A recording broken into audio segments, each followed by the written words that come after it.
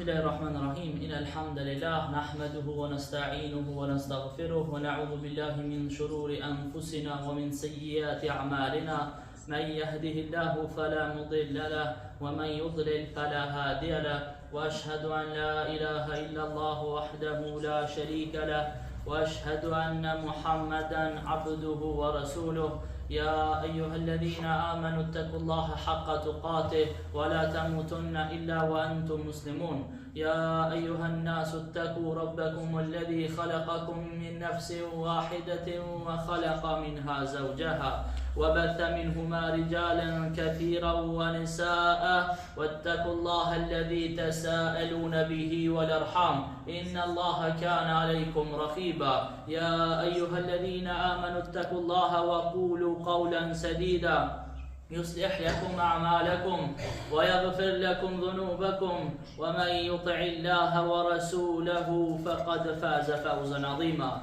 رب اشرح لي صدري ويسر لي أمري واحلل عقدة من لساني يفقه قولي أما بعد Me të vërtet lavdërimet dhe falenderimet I takojnë vetëm Allahut, atë e falenderojmë dhe vetëm prej Tij ndihmë dhe falje kërkojmë. Kërkojmë mbrojtjen e Allahut prej gabimeve tona dhe prej punëve të këqija tona. Atë që Allahu e udhëzon nuk ka kush që humb, dhe atë që humb nuk ka kush që udhëzon.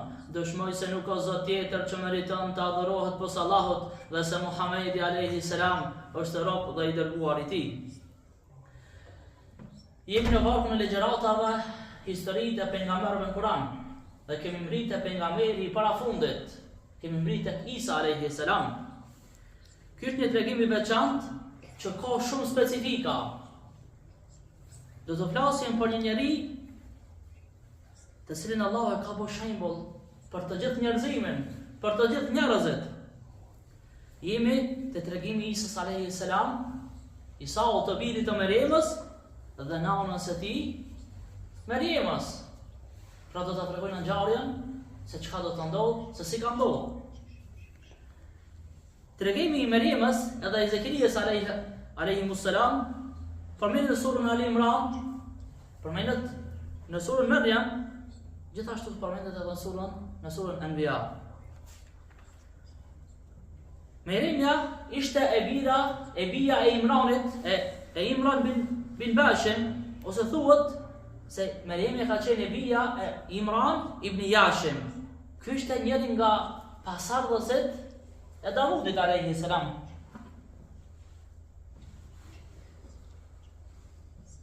Imrani ishte shumë I devotshëm dhe ishte njeri shumë I sinqert.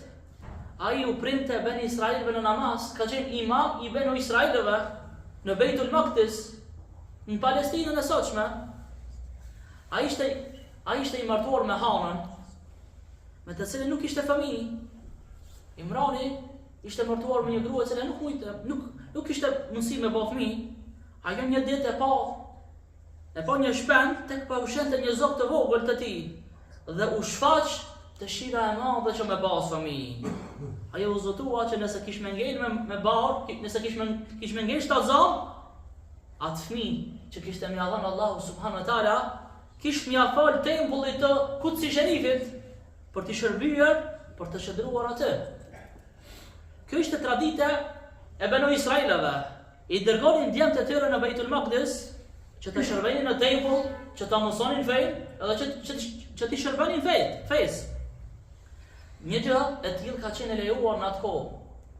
Mirë po tash, me ardhjen e pejgamberit alayhi salam, kjo është ndaluar. Pra dihet se në Islam murgëria nuk lejohet. Nuk lejohet që njeriu me hi mu mshel në kish, po nëse edhe mu mshel edhe në xhami, ata njëjtën me quatë edhe mos u martu. Jo, kjo është e kundërta asaj që na ka mësuar Allahu subhanahu wa taala. Kjo është e kundërta asaj që na ka mësuar pejgamberi alayhis salam. Pra, në Islam është ndaluar murgëria. Dhe një gjë të tillë ka qenë legjitive, pastaj është ndaluar. Dhe Allahu pe pranon xham. Dhe ajo mbetet shtatzam. Thuhet se asaj I erdhi cikli më një herë. Dhe pasi që I erdhi cikli, u pastrua prej ciklit, fjeti me burrin e saj dhe mbeti me barë. Pasi e ndeu vetën se është me barë, se është shtatzam, tha Zoti im, këtë fryt që e kam në barkun tim po ta adhuroj ty, për t'i shërbyer shtëpisë sate të shenjtë, për të adhuruar ty. Andaj pranoje prej meje këtë vepër, vërtet ti dëgjon edhe ti dhe. Pra këtë fëmijë që është duke e dhënë Allahu, duke falendëruar që Allahu ja mësoi me mbet sa xham me mbet me bahur. Pi thot Allahut, këtë fëmijë që Allah që ti duke më dhënë Zot, unë kam dhënë për hir të ëndin. Kam dhënë te tempulli i shenjtë, te xhamia e shenjtë. Kur gruaja i lindi Imranit, ajo me gëzim të madh për merr foshnjën. Por kur e kupton se është femër, ajo po mërzitet shumë. Po mërzitet dhe po pikëllohet, nga se në atë kohë në tempull nuk lejoheshin të shërbenin gratë, por vetëm se burrat. Atëherë tha Zoti im, unë e linda vajzë dhe e emërtova Maryam, që në gjuhën atyre e ka për skuptimin se Maryam do thot në gjuhën atyre do thot adhuruese, do të thonë e përkushtuar ndaj Zotit, e përkushtuar ndaj Allahut subhanahu wa taala. Ndaj thot Zoti im, unë po t'ala ty në mbrojtje këtë vajzë dhe pasardhësit e sajna që t'i ruash nga shejtani i mallkuar. Kështu po lutet. Allahu ja pranoi asaj gruaja lutjen dhe e bëri që të rritet dhe të edukohet me një rritje dhe edukim shumë të mirë. Dhe e vuri në kujdesjen e Zekerias alayhi salam. Historianët kanë thënë se Imrani ka vdekur përderisa ka qenë gruaja e tij shtatzan, që do thotë se Maryamja alayha salam ka lindur jetime. Pas lindjes gruaja e Imranit e merr foshën e saj në mbështjell dhe e dërgon tek murxhit në Beitul Maqdis. Kështu që ata erdhën dhe e panë fëmijën e imamit të tyre. Se këta e kom se e kanë pos imam Imranin, ka qenë, ju ka prirë në namaz benu Izraelitëve. Kështu që ata erdhën dhe e panë fëmijën, e si duket nama e saj, i dha qi foshën së sajna, dhe pasi që e ndau prej xhirit, atëherë e dorëzoi në tempull, e dorëzoi në vendin e shenjtë, ashtu siç i kishte premtuar Allahu subhanahu wa taala. Pasi që banu Israelit e pranuan në tempull, për shkak se ishte vajza e Imranit, ishte vajza e prisit të tyre, ishte vajza e imamit të tyre, filluan të diskutonin se kush ka më marrë për kujdesjen ndaj kësaj vajze që ka lind, ndaj Maryamës. Ishte nder dhe respekt për ata që më marr bijën e Imranit, Maryamën, edhe mu për kujdes për ta. Bijën e të parit të tyre. Aq më shumë kur ajo ishte jetime dhe kishte nevojë për kujdesje. Nëna e Maryamës ja dorëzoi foshnjën dhe u tha, ja kjo është foshnja ime. Nuk është djalë, tha, është vajzë.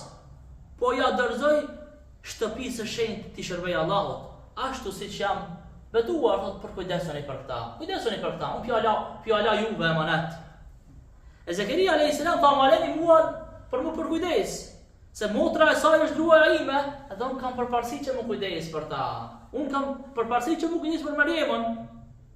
Pastaj Zekeria alayhis salam ishte edhe pejgamber tek banu Israilit, tek izraelitët, ishte pejgamberi i tyre. Kështu që ai kishte përparësi para të tjerëve. Mirë, po nuk i dhan përparësi Zekerias. Nuk donishin nga dhan Zekerias vajzën.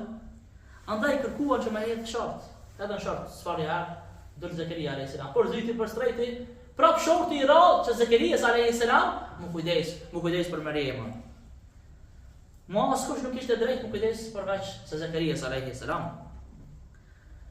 Maryamja vazhdoi që u rrit në tempullin e shenjtë, në vendin e shenjtë, vazhdoi mi shërbi xhamis. Në të njëjtën kohë, edhe i shërben të xhamis, edhe adhuronte Allahun subhanahu wa taala me një adhurim të sinqertë, me një adhurim shumë të bukur. Por një kohë shumë e shkurt, ajo u dallua nga njerëzit e tjerë, u dallua nga vajzat e tjera për devotshmërinë e saj, për sinqeritetin e saj, për adhurimin e madh që e bënte ajo. Ajo atë shumë që adhuronte Allahun Maryamja alayha salam, çfarë që i hajshin kant. Çfarë shumë që adhuronte Allahun. Allahu e kishte përgjedh dhe kishte përgatit për një çështje shumë të madhe dhe shumë të rëndësishme Maryamën. Për një ndodhi që nuk i ka ndodhur askujt më parë. As që do t'i ndodh Kur kujnë edhe pastaj. Allahu i madhruar thot për këtë grua të veçantë në surën Ali Imran. Thot: "Wa idh qalat al-mala'ikatu ya Maryam inna Allaha astafaki wa tahharaki wa astafaki ala nisa'il alamin." Thot kujto kur engjëjt than: "O Maryam, Allahu të ka zgjedhur ty. Allahu të ka pastruar dhe të ka parapëlqyer ty mbi të gjitha gratë e botës." Pra Allahu subhanahu wa taala e ka dalluar Maryamën prej grave tjera të tanë botës. Dhe i thot: "Ja Maryam qunuti li rabbiki wasjudi warka'i ma'a ar-raqi'in." Thot: "O Maryam, vazhdoje me adhurimin që e bën ndaj Zotit tënd. Bën sejdë dhe falu për Zotin tënd bashkë me ata që falen. Bashkë me ata që falen, edhe të adhuroj Allahun subhanahu wa taala." Allahu i madhruar e përzgjedhi këtë grua të veçantë, e dërgoi melekun i cili i foli Maryamës edhe përgëzoi atë. Edhe pejgamberi alayhis salam ka folur për këtë grua të madhe, ka folur për Maryamën, ku ka thënë pejgamberi alayhis salam Muhamedi alayhis salam në hadith, gruaja më e mirë në krejt tokën është të Maryamja. Pastaj pjesën e dytë të hadithit thotë gruaja më e mirë në mbar tokën është Hatidja. E Imam Neveviu kur e ka treguar komentin e këtij hadithi, ka thënë se kuptimi më i përafërt i këtij hadithi është se secila ka qenë më e mira në kohën e vet. Në kohën e Maryamës, Maryami ka qenë gruaja më e mirë. Në kohën e Muhamedit alayhis salam, kohën e Hatidjes, Hatidja gruaja e pejgamberit alayhis salam ka qenë më e mira dhe më e zgjedhur Allahu subhanahu wa taala. Allahu i madhruar dërgoi melekët e tij dhe e përgëzuar Maryamën me një lajm shumë të çuditshëm. Me një lajm që Allahu se kishte përgëzuar askënd përpara. Allah ka thënë në surën Maryam, thot kujtoj o Muhammed, kështu Allahu i thot Muhamedit alayhis salam, kujtoj o Muhammed, kur melekët e përgëzuan Maryamën se Allahu do t'i falë një fëmijë, emri i cilit do të jetë Mesih, Isa alayhis salam. Isa do të jetë shumë i famshëm e i ngritur në dunjë dhe në ahiret. Ka më i famshëm se Isa alayhis salam. Këtë e njohin. E njohin edhe krishterët, e njohin edhe muslimanët. Kjo është edhe veçoria e muslimanëve, që i besojnë këtë pejgamber të Allahut. Ndërsa krishterët nuk e besojnë pejgamberin tonë Muhamedit alayhis salam. Por na e besojnë Isa alayhis salam si njeri, edhe si i dërguar i Allahut, si njeri i zgjedhur i Allahut. Ndërsa të krishterët ato i thonë se Isa alayhis salam, se Jezusi sipas atyre është i biri i Zotit. E kjo është prej padrejtësive më të mëdha që e kanë bërë Allahut, po që e kanë bërë Isa alayhis salam, se kjo ka qenë shpifje, se asnjëri Isa alayhis salam s'ka thonë se unë jam Zot. Madje edhe në Bibël kur nuk shkruan, ku thotë Isa alayhis salam se adhuroni mua, se unë jam Zoti juaj, kur thotë kjo shpifje për Isaun, për Jezusin. Thot, ai do t'u flas njerëzve që në djep, do jetë nga më të mira që pati njerëzimin ndonjëherë, do shfaqen shumë mrekulli ndërmjet tina. Ndërmjet Isës alayhis salam, Allahu ka mi shpall shumë mrekulli, që janë argumente për ekzistimin e Allahu subhanahu wa taala, që janë argumente për pejgamberllëkun e Isës alayhis salam. Maryamja alayha salam e kishte të rrethuar apo të veçuar vendin ku adhuronte Allahun brenda Kutsi Sharifit. Dhe askush pas Zakarias alayhis salam s'ka mujt me hitë Maryamja. Mu fut lart tek vendi ku adhuronte Allahun Maryamja alayha salam. Në faturën e saj ajo gjithashtu e kishte të veçuar edhe vendin ku çdronte gjatë ciklit mujor, se dihet se femra kur është në menstruacione përveç se e ka të ndaluar mu fale, e ka të ndaluar me agjëru, gjithashtu e ka të ndaluar dhe me hinë xhami. Edhe pse këtu ka disa mospajtime të dietarëve. Mirë po, më sakta që shtojnë dietarët, duke argumentuar me hadithet e pejgamberit alayhis salam se gruaja me menstruacione e ka të ndaluar me hinë xhami, mu fut në xhami. Maryamja alayhis salam kur e kishte ciklin mujor, dilte prej xhamis, edhe shkonte diku në periferi, shkonte diku në lindje. Ajo rinte e veçuar duke mos u vërejtur nga njerëzit e tjerë. Një ditë, përderisa ishte duke qëndruar atje, jashtë tempullit të shenjtë, jashtë xhamisë, i erdhi meleku Xhibril në formën e një djaloshi të bukur, një djaloshi të mirë, të ri, dhe ju paraqit Bethas Mariamës. Allahu i madhruar ka thonë, ne ja dërguam asaj, ja dërguam Mariamës shpirtin e shenjtë, Xhibrilin alayhis salam, që është melek prej melekëve më të mëdhenj të Allahut subhanahu wa taala. Është quajtur Xhibrili shpirt, ruh, sepse ai ka qenë bartësi i mesazhit të enorm. Krejt pejgamberëve Xhibrili alayhis salam u ka sjell shpallje. Krejt pejgamberëve, prej te i parë deri te i fundit, Xhibrili e ka pas detyrën që më u sjell shpalljen pejgamberëve të Allahut.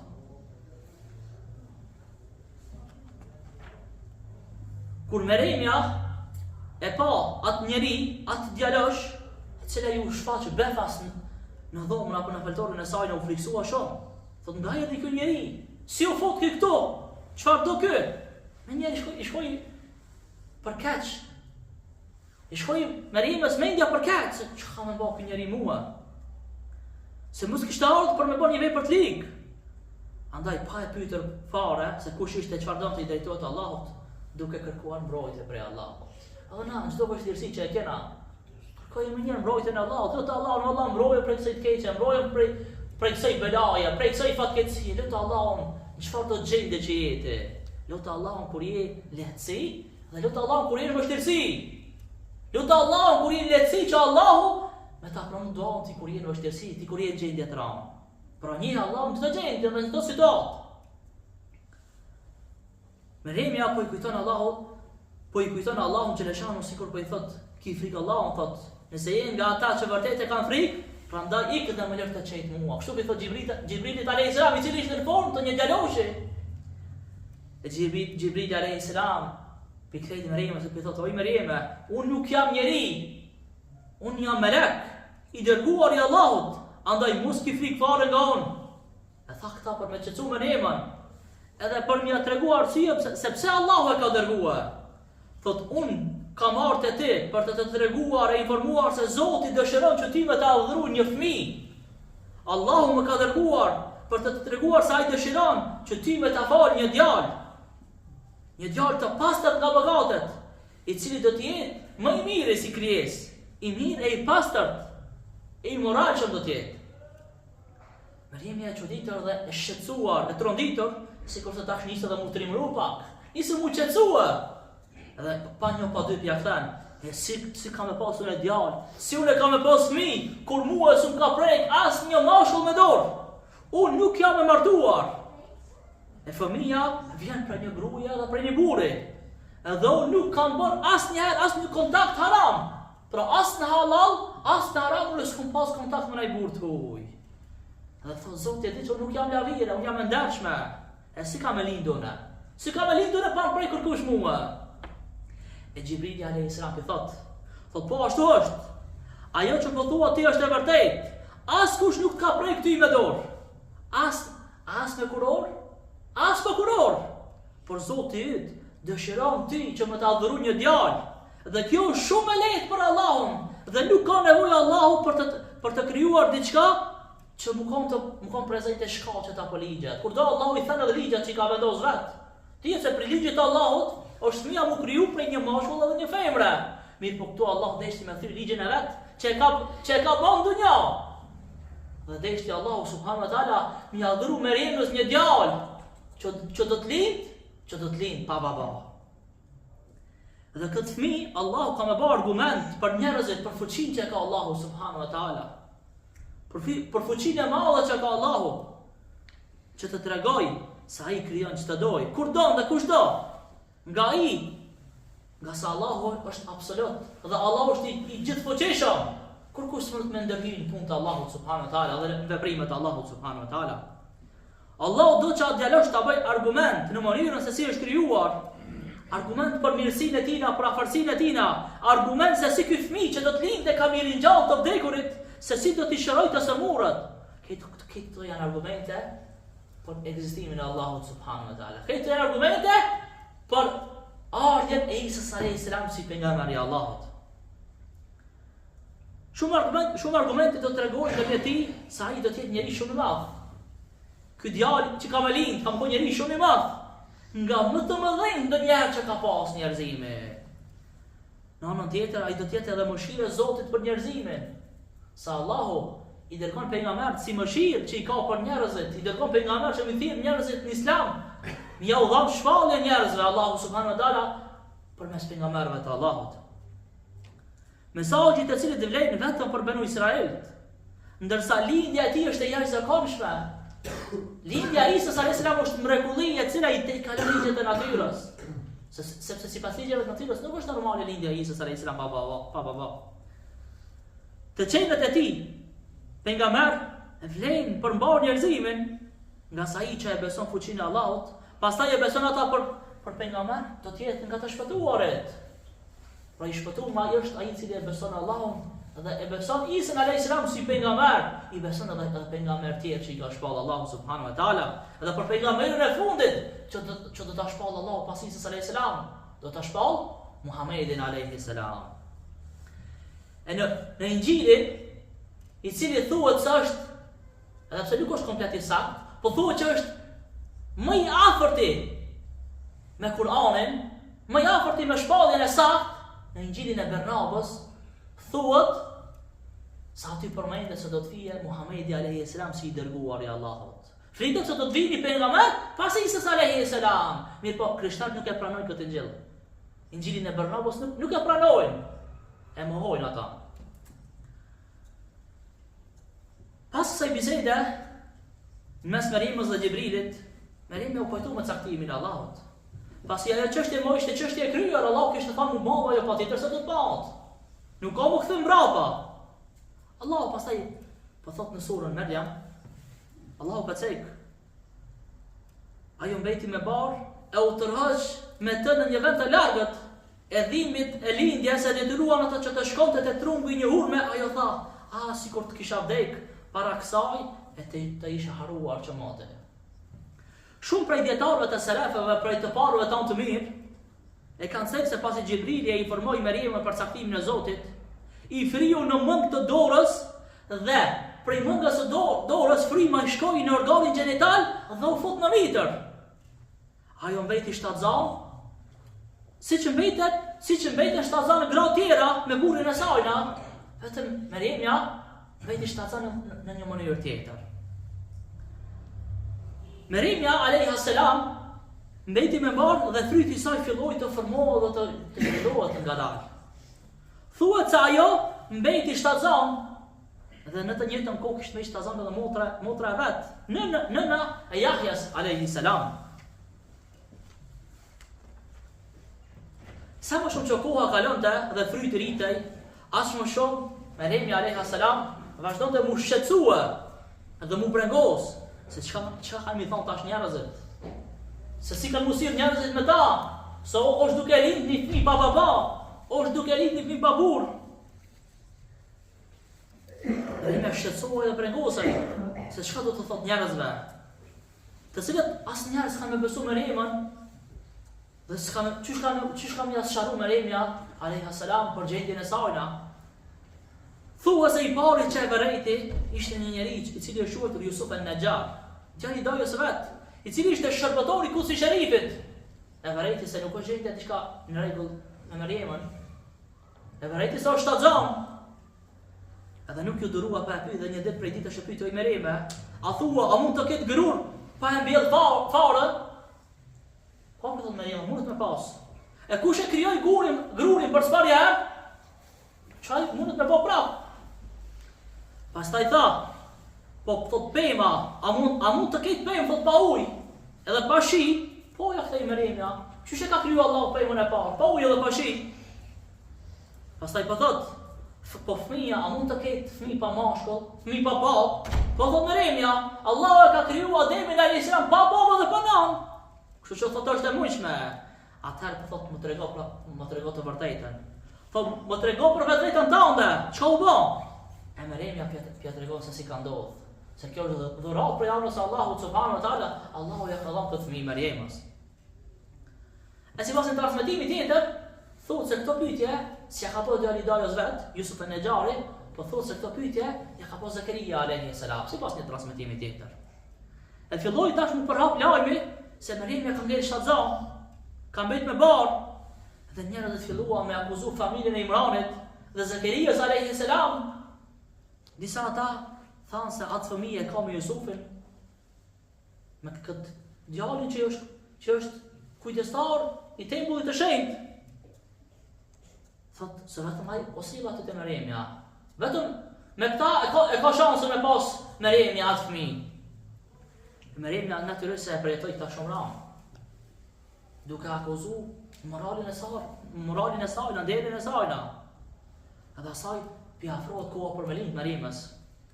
Ajo vendosi që më ndal jashtë qytetit, të largohet nga sytë e njerëzve.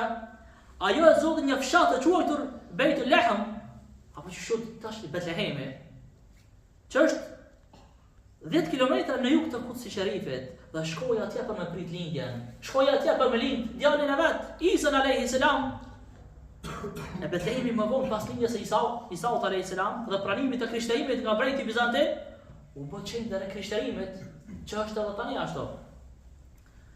Koha ju ofrua me lind Mariamës, ndjeu dhimbje dhe kuptoi se kishte ardhur koha për me lind.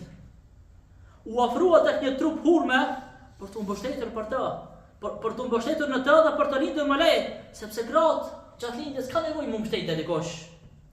E në mungesë të një mamie që do ta ndihmonte që me lind, ju ofrua trupit të hurmës Mariamja dhe u kap për atë.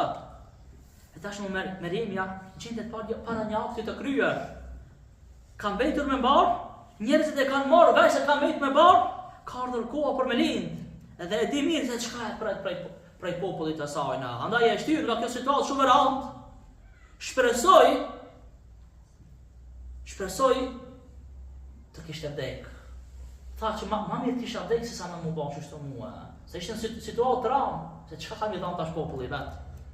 Ajo tha, mirë anta, të mos kisha lindur fare. Mariamja u frikësua shumë për kësaj sprove, para të cilës gjendet, sepse e di se askush nuk ka për mi besu, se kanë me shpive dhe kanë me akuzu për Mariamën. Po thua, ka me lënë Allahu subhanahu wa taala këtë gjendje Mariamën? A ka me lënë që njerëzit mutallë me Mariamën alayha salam? Jo, kur? Tash do ta shohim në vazhdim se çfarë do të ndodhë. Përderisa Mariamja ishte në këtë gjendje, Allahu e urdhëroi Xhibrilin që me thirr Mariamën, e ti thot, mos u mërzit dhe mos u shqetëso. Ja thot, shiko poshteja se si por jetë një krua, të cilët ta ka sjellë Allahu për me pi prej tina, jo vetëm kaq, po thot shkon dhe thot trupin e kësaj hurme, edhe do të bien hurma të freskëta taze që kemi hangër. E thuhet se ai që ka fol nuk ka qenë Xhibrili, po ka qenë Isa alayhi salam. Ka dhe një verzon tjetër. Allah i madhruar e ushente Mariamën sa ishte në xhamin e Kutsit. Kur asajna i vinin ushime, pa pas kohën e tyre, kemi thënë se i vinin ushime, i vinin hurma, godimit, ta dihet se hurmat bëhen verës. Kështu që Allahu po vazhdon të bëjë ligjet e natyrës, po bën mrekulli për Mariamën dhe për Isa alayhi salam. Vazhdon edhe më tej të flas Xhibrili ta qetësoi duke i thonë ha hurma, pastaj pi nga ky krua apo burim që e ke afër dhe mos u mbërgos fare. Edhe thot, lumturohu që Allahu të ka zgjedhë së pari si femër të veçantë, e të ka zgjedhë që më kanë nana e fëmijët më të madh si përfaqen e tokës, i cili do të jetë mëshirë për mbar njerëzimin, do të jetë pejgamberi i Allahut. E kjo që tha, ka për qëllim që me qetësu Mariamën. Me qetësu për të kaluamën, edhe me qetësu për të ardhmen që do të ndodhë. Sepse ajo dinte se si do të ballafaqohet me njerëzit e tjerë. Për këtë arsye vazhdon edhe më tej ti drejtohet Xhibrilit duke i thënë, kur ti takosh njerëzit dhe të pyesin ty për djalin, thuaj ju se unë agjeroj dhe ja kam vënë besën Allahu se nuk do të flas. Nuk do të flas askujna, thuaj se unë jam agjerueshëm. Kjo është mënyra se si Allahu vendosi që me mbrojt Mariamën alayha salam.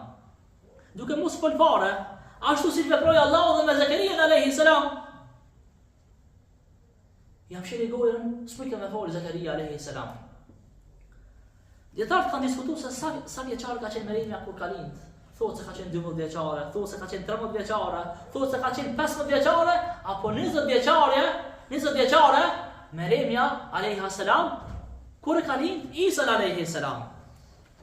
E lindja e Isës alayhi salam, lindja këtij njeriu të madh, të bereqetshëm, që do të jetë drita asaj kohe, nuri asaj kohe. Ka më lind një njeri që ka më nxjerr njerëzit apo njerëzimin prej errësive në dritë. Ka më qit prej të kote, ka më nxjerr njerëzit në dritën e udhëzimit. E lindja alayhi salam pa baba i paraqet dy urtësi të qarta. I ka dy dobi. I ka dy urtësi. E para, se ndërmjet lindjes së këtij fëmijë pa baba, Allahu do ta bëjë të qartë për njerëzimin fuqinë që ka Allahu subhanahu wa taala. Allahu që në pak fuqinë e tina, fuqinë e tina absolute. Dhe se Allahu bën ç'të doj, edhe kur të doj, që don Allahu ta e bën. Vetëm thot kun, bëhu dhe ajo bëhet më një herë. Dhe çështja vullneti Allahu nuk lidhet me shkaqe. Vullneti Allahu nuk lidhet me shkaqet, sikur se na, për me arrit diçka do të më marr sevep, do të më marr shkaqet. Allahu kur don ajo bëhet më një herë. Dhe e dyta, lindja e Isait pa baba është ngritje dhe është lartësim i çështjes së shpirtit. Se në atë kohë shpirti nuk ishte kur një farë vlere. Bile njeriu nga ti se e konsideroni të pa shpirt, por vetëm se trup, siç e konsideroni çifotët edhe grekët. Allahu deshti që ta ngritte lart çështjen e shpirtit në mënyrë që secilit më dhon hak i vet, edhe trupit edhe shpirtit. Allahu ka thënë në Kur'an: "Për kujtohet atë ditë dhe atë që rujtin ndërin e sajna, ne frym brenda saj nga shpirti ynë dhe e bëm atë dhe bidën e sajna mrekulli për të gjithë njerëzimin." Pra vetë ardhja e Isës alayhis salam këtë botë, vetë lindja e Isës alayhis salam ishte mrekulli për emrin e Allahut subhanahu wa taala, ku Allahu i thaj ligjet e natyrës, edhe e lindi Isën alayhis salam pa baba. Dhe kjo është pjesa e sotshme, do të vazhdojmë inshallah në dersët vijuse me tregu për ngjarjen e këtij njeriu të madh, për Isën alayhis salam, të dërguarin Allahu subhanahu wa taala. Allahu na falë dhe Allahu na mëshiroft, dhe të gjithëve në xhenet na takoft. Zoti ju shpërblet për dëgjimin. Assalamu alaikum wa rahmatullahi wa barakatuh.